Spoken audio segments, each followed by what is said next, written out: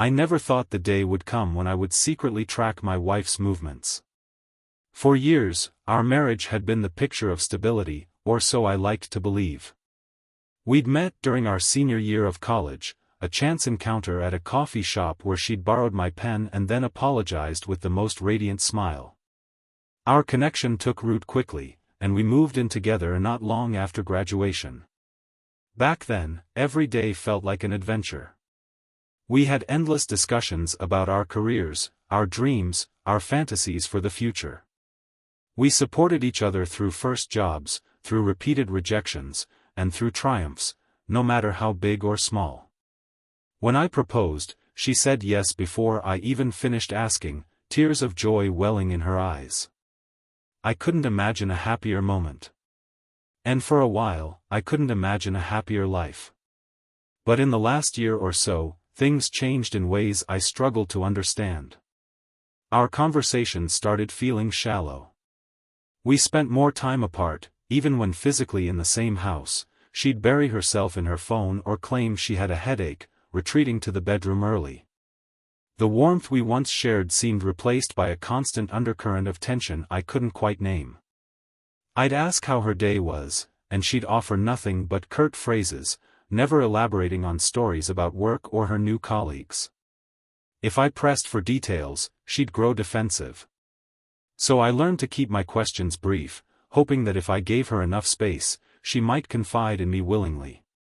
But the distance only grew.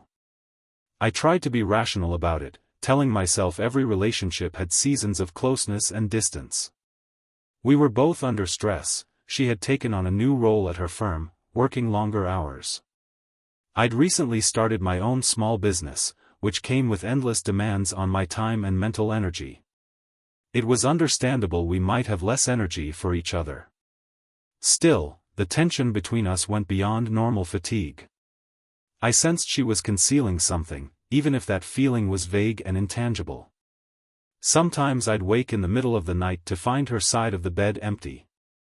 I'd discover her downstairs, staring at her phone, face illuminated by the screen in the darkness. She'd jump when I came near, quickly locking the device or stammering something about insomnia. These small, repeated alarms began eroding my peace of mind. The conversation that pushed me to a breaking point happened one Friday evening. I'd attempted a rare romantic gesture. I made dinner reservations at a quaint, dimly lit restaurant we'd once loved to visit. I thought it might reignite some spark, give us a chance to talk openly. When I told her about the reservation, she barely looked up from her laptop. She murmured something about working late, said she wouldn't be home in time, and apologized if she'd forgotten to mention it earlier. I tried to hide my disappointment.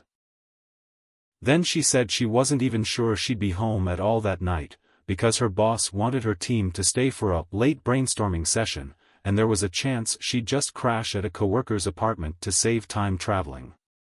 The apology that accompanied this explanation was perfunctory, her eyes flicking anywhere but my face. I told her we could cancel the reservation, maybe order takeout on Saturday if she was free. She simply nodded, looking relieved at my acceptance. But a knot formed in my stomach. I asked, casually, which coworker she planned to stay with. She rattled off a name I didn't recognize. When I pressed for details, who that was, what department they worked in, she got defensive, her cheeks coloring slightly. Just a friend from the new project, she said. Don't interrogate me. That single remark stung. It made me realize just how far we drifted. The person I'd once trusted with my life now treated me like an intrusive stranger for even the simplest question. That night, as she headed out in her car, claiming she was off to the office to meet her team, I felt a surge of desperation. I had to know the truth, whatever it was. Perhaps I was jumping to the worst conclusions, but my instincts screamed that something wasn't right. By the time I heard her drive away, my mind had raced down dark corridors. Was she having an affair? Was she involved in something illegal, or was she simply in over her head at work and too embarrassed to admit it? The only way to quell these incessant doubts was to gather proof. So I found myself pacing the living room, formulating a plan I never thought I'd even consider: installing a GPS tracker in her car. I'd overheard a friend mention such devices once. He used one to keep track of a valuable shipment for his small business. The technology was accessible, smaller than I'd imagined. All I needed was a quick trip to a tech store, some cash, and a plausible excuse for being out. If someone had told me years ago that I'd take such a drastic measure against my own wife, I'd have laughed them out of the room. But heartbreak and suspicion can push people into decisions that shatter their old moral lines. The next day, under the guise of running errands, I purchased a discreet GPS tracking device. It was small enough to fit in the palm of my hand, easy to mount, and came with an app that would let me see real-time location data on my phone. I felt guilt worm its way through my chest, but I pressed on. That night, while my wife was in the shower, I stole outside. Quickly, with shaking fingers, I attached the device beneath the rear bumper of her car, in a crevice where it wouldn't be easily noticed. My heart hammered so violently I was sure she'd hear me from the bathroom. But I managed to get back inside without incident, my mind buzzing. I told myself that if she was truly innocent, I'd remove the device and never speak of it again. But if there was something hidden in her nightly absences, I'd soon find out. She repeated her story about working late again the following Thursday. This time, my dread was balanced by a twisted sense of purpose. Once she left, I retreated to my office with my phone, opened the tracking app, and waited. The little blue dot representing her car was parked at her office building, just as she'd claimed. I watched the screen for an hour. The dot didn't move. Maybe she was telling the truth after all, I thought, relief sparking in my chest. Then the dot began to move. It was nearly 8 at night, and she seemed to be driving away from the office. My pulse quickened. I told myself it could just be a late dinner break. But as I zoomed out on the map, I saw the car was heading in the opposite direction of any restaurants, deeper into the city outskirts. The route led toward an older, industrial district, a part of town known for its abandoned warehouses and auto repair shops. My heart pounded. Why would she be there, especially after dark? I considered rushing out to confront her in person, but my hands shook with indecision. A confrontation with no context might end badly. It was better to watch and gather more data. I stayed glued to my phone screen, breath catching each time the dot paused at a red light or intersection. Finally, it stopped in a lonely area near the railroad tracks, next to a lot dotted with old trailers and shipping containers. The phone's map indicated a scruffy side street with no notable businesses. She remained parked there. I watched the app for a full 30 minutes, but her car didn't move. My anxiety spiraled, imagining all sorts of scenarios. Was she meeting someone for an illicit exchange? Was it a clandestine affair in a place nobody would think to look?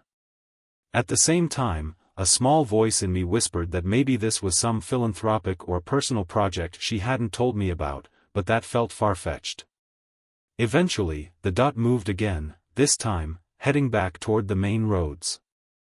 I followed it closely. She made one stop at a gas station on the city outskirts, then made her way home. Around midnight, she slipped into the house. I feigned sleep, hearing her quiet footsteps on the stairs, the soft click of the bedroom door. I found myself lying awake for hours, the tension in my neck so tight it felt like a vice. For the next 2 weeks, I studied her patterns. She went to work late on 3 more occasions. Each time, I checked the tracker. Sure enough, she ended up back in that same industrial area by the tracks. It became her routine, first the office parking lot, then a half-hour drive to that deserted neighborhood, then about an hour or more parked in the same spot, followed by a slow return home. Over and over. My mind teemed with questions. I debated whether to stake it out in person, but I worried she might see my car or suspect something. So I continued to watch from afar, letting each new data point confirm that yes, something very strange was happening. During that period, she grew even more distant at home. She spoke less, avoided eye contact, and physically recoiled if I tried to offer a hug or a gentle back rub. Her phone usage skyrocketed. I'd catch glimpses of text conversations with no context, but her screen always dimmed if I got too close. Over dinner, she'd provide mechanical updates about her day, just more spreadsheets, nothing interesting. Then she'd retreat upstairs to rest. It was like living with a ghost of the woman I married. By the third week, I knew I had to see what was happening out there for myself. Watching dots on a screen wasn't enough. The next time she told me she'd be working late, I pretended to be supportive. I asked if she needed me to pick up any groceries or run errands for her. She said no and left with a forced smile that didn't reach her eyes. Once she was out the door, I grabbed my coat, jumped into my own car, and pulled up the tracker app. The dot lingered at her office as usual. I parked a few blocks away from her building, waiting. After about an hour, just as before, she started driving toward that deserted district. I followed from a distance, keeping my headlights low, heart in my throat. I was terrified she'd spot me, but the tension and curiosity drove me on. Whenever she turned, I'd let a few cars slip between us. Luckily, traffic was light at that hour. Eventually, she reached the industrial area. I eased off the gas, watching her car crawl into the same broken-down lot I'd seen on the map, overshadowed by a row of towering concrete blocks. Rusted fences lined the perimeter. I parked behind a dilapidated building, my nerves on edge. Once she was out of sight, I killed my headlights and snuck closer on foot, my breath clouding in the cool night air. The place felt eerie, illuminated by a few flickering overhead lamps that cast long shadows on the cracked asphalt. My shoes crunched on loose gravel. I found a vantage point behind a tall stack of wooden pallets. Her car was parked maybe 50 feet away, near a chain-link fence. And there, in the dim light, I saw something that made my stomach knot. Another vehicle, a black SUV, was parked beside her. The two cars were facing each other, headlights off, their windows tinted. My wife stepped out of her car, wearing a thick hoodie I didn't recognize. She walked over to the SUV and climbed into the passenger seat without hesitation. The door shut, and for a few seconds, nothing else happened. I waited, blood roaring in my ears. A minute passed, then 5, then 10. There was no sign of movement. I was too far away to see inside. 1,000 dark possibilities flooded my mind. If this was an affair, was she in there right now, kissing someone else, unraveling everything we'd built? Or could it be some shady deal, drugs, or something else I never suspected her capable of? My heart hammered so fiercely that my head felt light. Torn between wanting to burst forward and bang on the SUV's window, and the fear of what I'd discover if I did, I stayed crouched and watched. After about 20 minutes, the SUV door opened. She stepped out, adjusting something in her hoodie pocket. Then the SUV started up and backed away. The license plate was obscured by dirt or tape. She watched it leave, a brief wave of her hand in farewell. A moment later, she returned to her own car and drove off, presumably heading home. I sat there, kneeling behind the pallets, shaking. I was no closer to understanding what I'd witnessed, only that it was undeniably clandestine. She never mentioned friends who drove an SUV, never indicated she'd be meeting someone in a rundown part of town. The simplest explanation was an affair. Yet, something about the way it transpired felt off, more tense, as if the meeting was strictly business rather than romantic. Regardless, I knew that I couldn't let her keep spinning lies. I needed proof, more concrete evidence. Seeing her in that car wasn't enough, she could claim it was innocent if I didn't have more. At the same time, my patience was at a breaking point.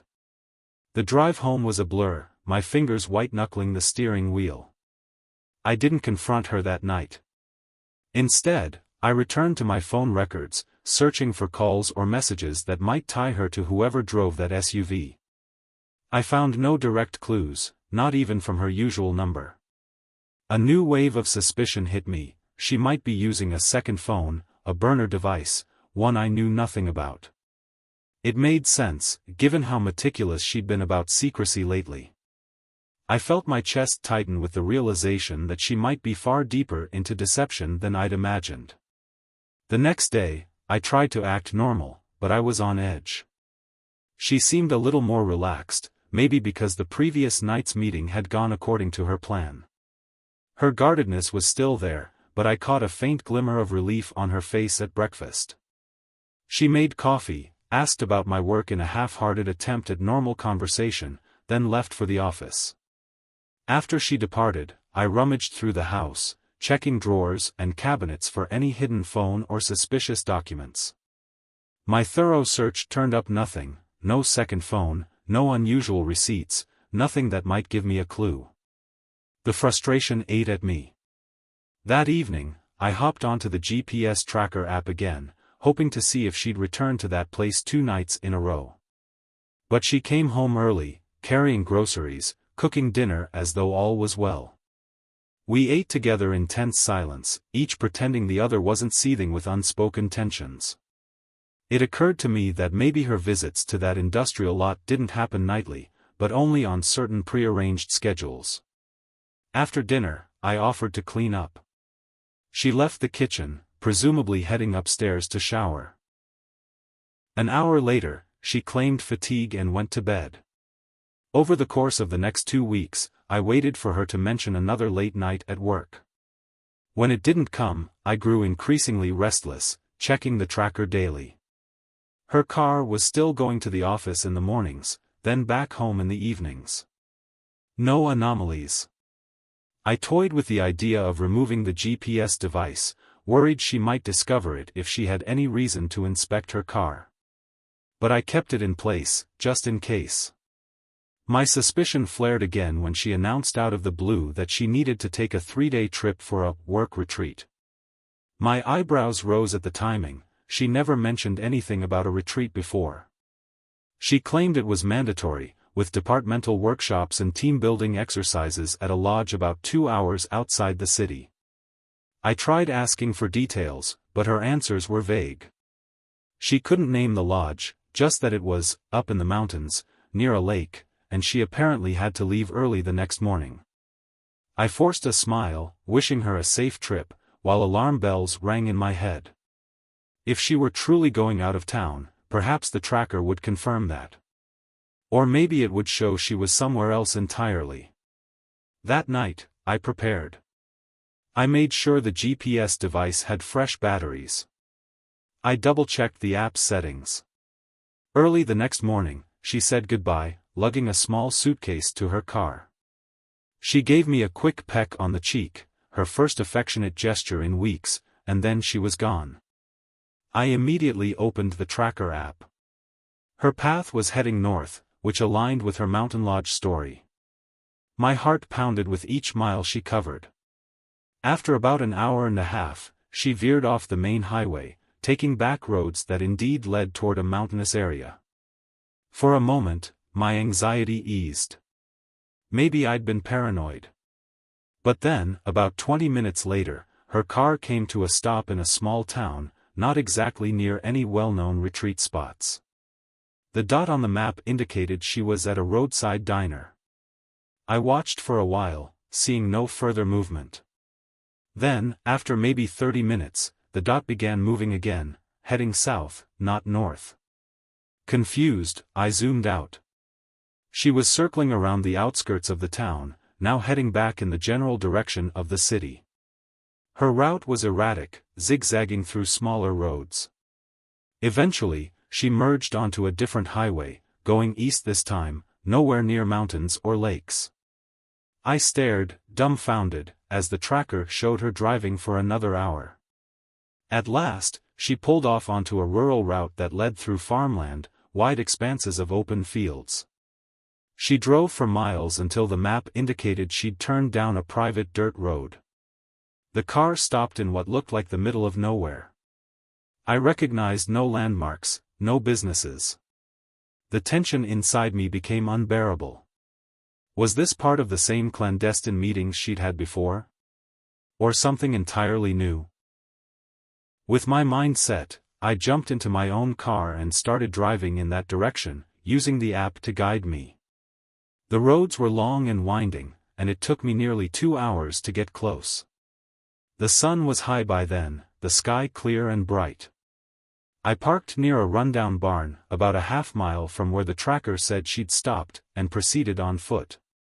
The rural quiet was eerie, the rustle of leaves in the wind, the distant hum of insects. Following the map, I eventually reached a long gravel driveway that led to a small farmhouse, old and somewhat neglected. My wife's sedan was parked on the far side, near a lone oak tree. The trunk was open, her suitcase perched beside it. I crouched behind a fence, nerves sizzling. No other cars were visible except for a battered pickup near the house's front porch.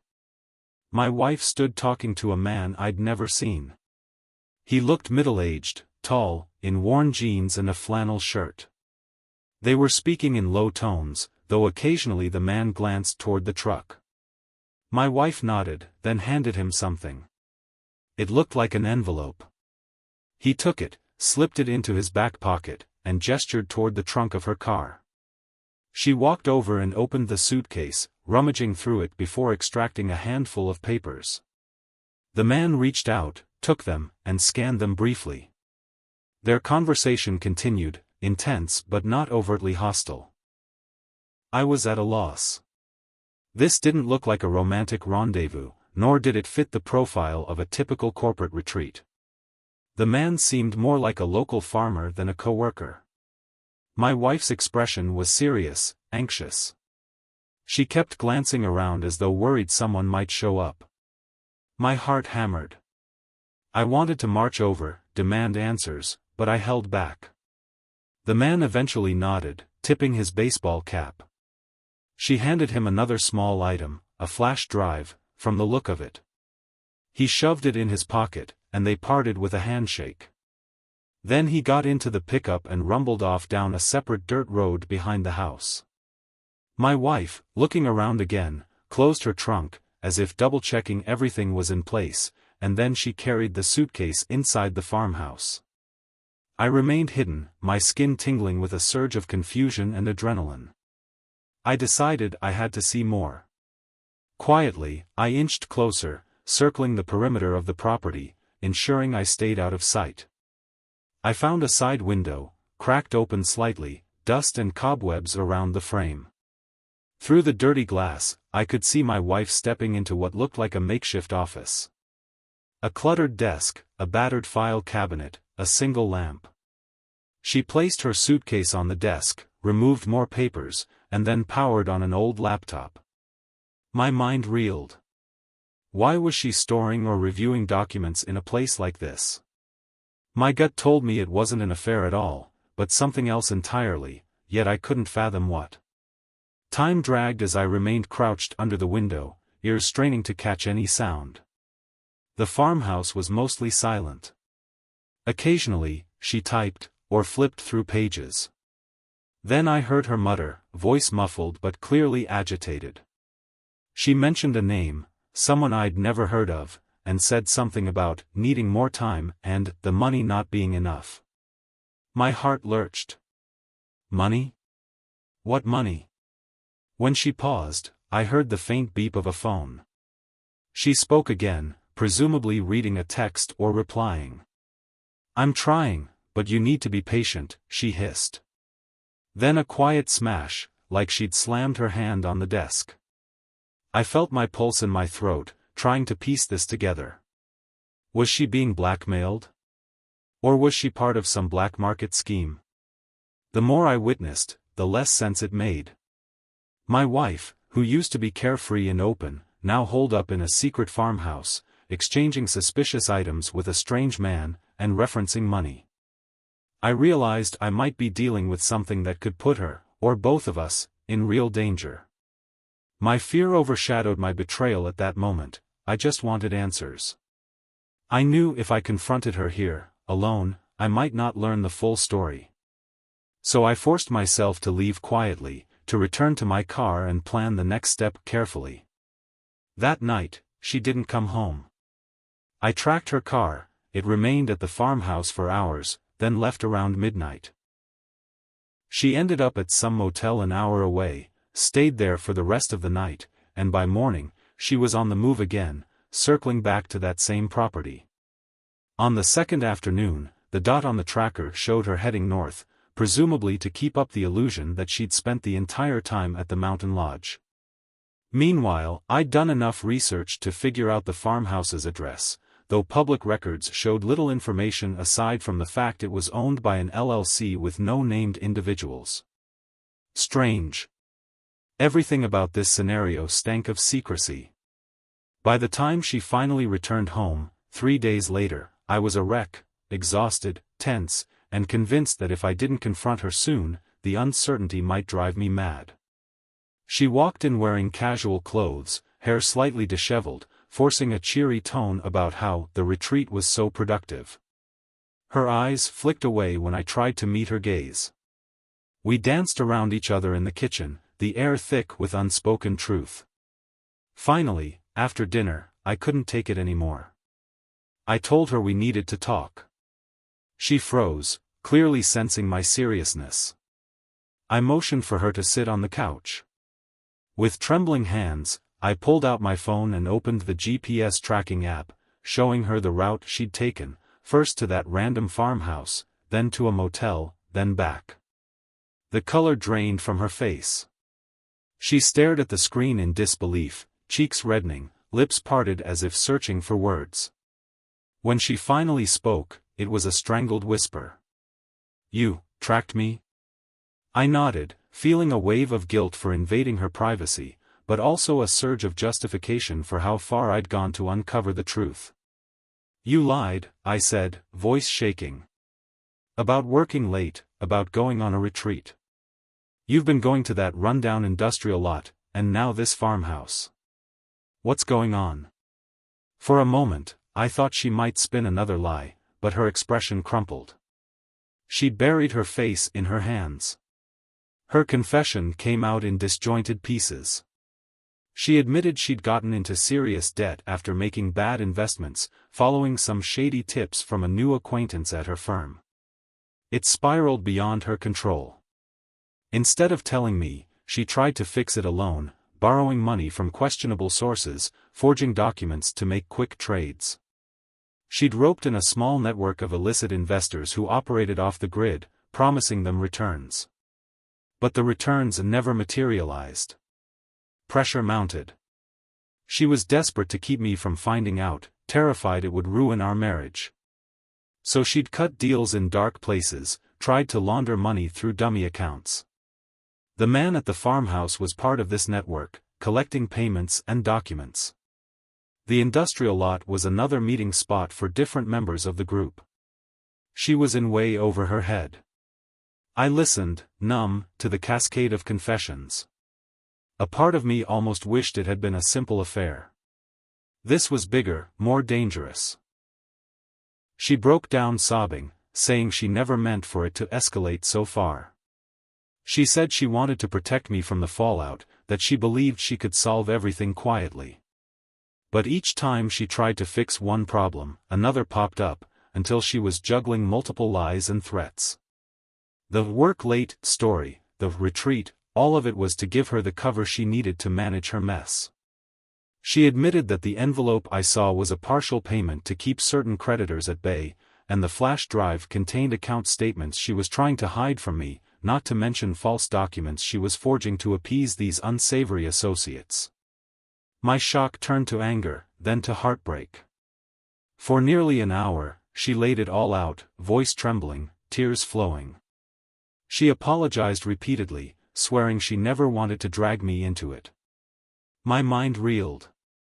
I couldn't reconcile the woman sobbing on the couch with the one I'd see in the shadows of that industrial district. Everything I thought I knew about her lay in ruins. Still, a part of me realized we were in real legal danger. Hiding or forging financial documents, associating with criminals, these were felonies. The question was no longer just about trust in our marriage, but about how we'd avoid legal consequences. At some point, her sobs subsided, and she looked up at me with haunted eyes. "I'm so sorry," she whispered, her voice cracked. "I messed up. I didn't know how to tell you." I stared at her, the ache in my chest overwhelming. I thought about the years we spent together, the love I felt, the trust one had. Now, we were standing on the brink of a precipice. "Why didn't you come to me?" I asked finally, my voice breaking. "We could have found a way to fix this together, legally. Honestly." She shook her head, repeating that she was ashamed. She was terrified I'd leave her if I knew how badly she'd screwed up. For the next few days, we lived in a suffocating cloud of tension. She tried to salvage some aspects of the situation, contacting a lawyer in secret, seeing if there was a path to rectify the debts without incurring criminal charges. The shady network, however, was not so easy to shake off. They'd been promised returns that she couldn't deliver. Fear of what they might do to us loomed heavy. I insisted on meeting with a professional together, someone who could advise us on the best course of action. She agreed, albeit reluctantly, still concerned about the repercussions if these people found out she was going legal. Each night, she broke down in tears, apologizing, telling me she understood if I never forgave her. I felt torn between anger at her betrayal and a fierce protectiveness, wanting to shield her from the predators now entangled in her life. Our conversations were raw, filled with more honesty than we'd shared in months, ironically spurred by her darkest secrets. I wrestled with the question of whether to even try to salvage our marriage. Part of me wanted to run, to let her deal with the mess alone, because I felt so profoundly betrayed. But love is rarely simple. I still cared, and I also recognized that she needed help to untangle this nightmare. So I stayed, if only to see how we could navigate the legal and emotional minefield together. We visited a lawyer, a stern but compassionate man who explained the severity of what we were facing. "If these documents can be traced to you," he said, "you could be looking at fraud charges. Plus, these people you owe money to aren't likely to let you off the hook easily. You might even need protection." My wife shrank in the chair, eyes brimming with tears again. I felt a fresh wave of pity. She'd been so desperate to hide her failings that she'd sunk deeper into this pit. Now, it was a question of how we'd claw our way out. We spent the following weeks developing a plan. The lawyer advised we gather all relevant documents, real and fake, and come clean to the authorities in a controlled manner, hopefully negotiating a deal. We filed restraining orders against certain individuals who had made threats. Our nights blurred into endless phone calls, mountains of paperwork, arguments about blame, tears of exhaustion. Yet, in that chaotic process, we began forging a fragile sense of camaraderie. It was as if we were battling a common enemy, the criminals, the legal system, and ironically, that united us more than anything else since her spiral began. Still, there were days I couldn't look at her without feeling the sting of betrayal. She'd sense it, apologizing yet again. We talked more openly than we ever had, about our individual fears, our insecurities that led us here. She admitted she'd always felt overshadowed by my success, worried she wasn't pulling her weight financially. So she tried taking bigger risks, hoping to surprise me with a windfall, only to watch it crumble. I admitted I hadn't been as attentive in recent months, too absorbed in my own business and possibly ignoring the signs of her distress. Those admissions didn't excuse what she did, but they helped us see how we both contributed to the communication breakdown. One night, as we were sifting through her forged account statements, she asked in a trembling voice, "Do you hate me for all of this?" The question hung in the air, heavy. I exhaled, feeling the weight of everything. "I hate what you did," I answered honestly, "but I don't hate you. I'm angry. I'm hurt. But I still love you." Tears coursed down her cheeks. She whispered, "I'm so sorry," as if those words could ever be enough to mend the scars. But it was a start, a raw confession from someone drowning in guilt. Eventually, the day came when we had to turn in her documentation to the authorities, cooperating in hopes they'd see the bigger picture of these criminals exploiting her. It was a nerve-wracking process, with interrogations, pleas, and the constant fear that retribution might come from those she'd once dealt with in secret. At every step, I questioned if I was doing the right thing by standing beside her. But each day she owned up to another layer of her mistakes, showing genuine remorse. The trust was not miraculously restored, but it was evolving into something else, perhaps a battered, fragile understanding that we'd either heal together or be torn apart by the mess. Looking back on the day I installed that GPS tracker, I'm still conflicted. Part of me feels guilty for invading her privacy, for crossing that line in our marriage. Yet, if I hadn't done it, her web of lies might have continued until she was too deeply entangled to ever escape. She might have ended up in worse trouble, facing violence from criminals or a prison sentence if the authorities had uncovered her scheme first. Our discovery, as painful as it was, allowed us to get ahead of the crisis and attempt damage control. In the months that followed, we lived under a constant cloud of legal uncertainty. She had to testify against certain individuals in exchange for a lighter sentence or possible dismissal of charges if she cooperated fully. It was terrifying to watch her take the stand, tears in her eyes, voice shaking. I held her hand outside the courtroom, offering what little comfort I could. Through it all, our relationship endured a trial by fire. We had to rebuild every aspect: trust, intimacy, communication, while simultaneously navigating the labyrinth of legal consequences. Eventually, we reached a precarious equilibrium. Some charges against her were dropped, and others were reduced, contingent on her cooperation and restitution. The criminals were prosecuted, though a few never surfaced and likely remain at large. Our financial situation took a massive hit. We had to sell the house we'd been planning to buy, draining savings to pay off lingering debts and legal fees. But ironically, we found a strange sense of closeness in the aftermath. We talked. We cried. We forgave. Or tried to. She sought therapy to address her compulsive need to fix everything alone, and I joined some sessions to better understand her thought process and learn how to communicate more openly. It's still not easy. The memory of her sneaking off to those dark meeting spots, forging documents, and risking everything weighs on me. There are nights I wake from a dream, heart pounding, recalling the sight of her in that car with the stranger. But then I remember the times she's broken down in my arms, truly repentant, determined never to repeat those mistakes. We've both changed irreversibly. Sometimes people ask how we survived such betrayal. The truth is, I'm not entirely sure we did, in the sense that our old marriage is gone. In its place is something more wary, yet strangely stronger in certain respects.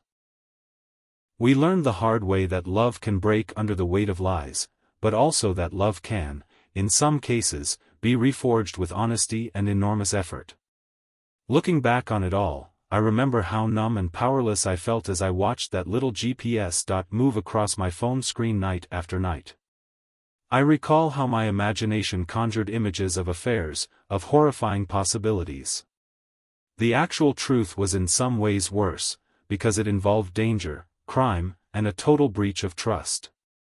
And yet, in discovering that truth, we found a chance to confront it.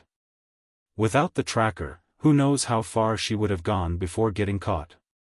Though we're still dealing with the financial repercussions, we haven't given up on building a future together.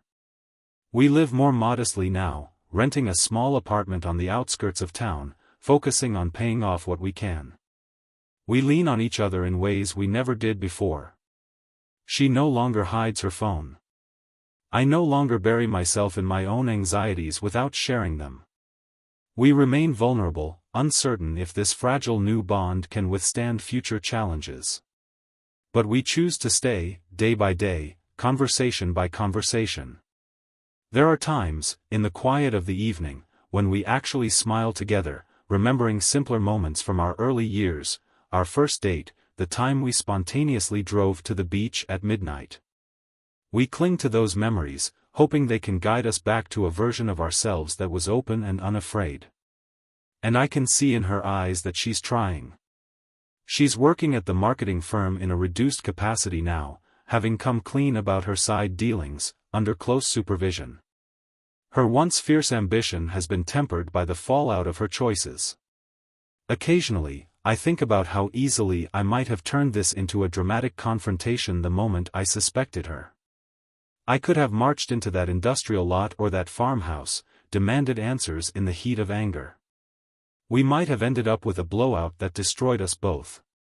I'm grateful, in a strange way, that I took the time to see the full picture, even if it was by clandestine means. I'm not proud of having spied on her, but I also acknowledge that without that knowledge, we'd be living a more dangerous lie. People often imagine betrayal only as physical or emotional infidelity, but deception can wear many faces. My wife's betrayal was financial and criminal, but it cut just as deep, maybe deeper, because it revealed a fundamental breakdown in honesty and trust. She feared my judgment so much that she risked both our futures rather than telling me the truth. That still hurts. But as we keep going, we strive to replace that fear with mutual vulnerability. We've had more candid conversations in the past 6 months than we did in the previous 5 years combined. Sometimes, she'll pause in the middle of an ordinary day, like when we're grocery shopping or walking in the park, and apologize again. I always tell her, actions now matter more than apologies. She nods, tears sometimes glistening, and we continue on. We haven't had a major slip since the legal battles ended, and I'm learning to trust her slowly. It's not blind trust anymore, it's cautious, earned inch by inch.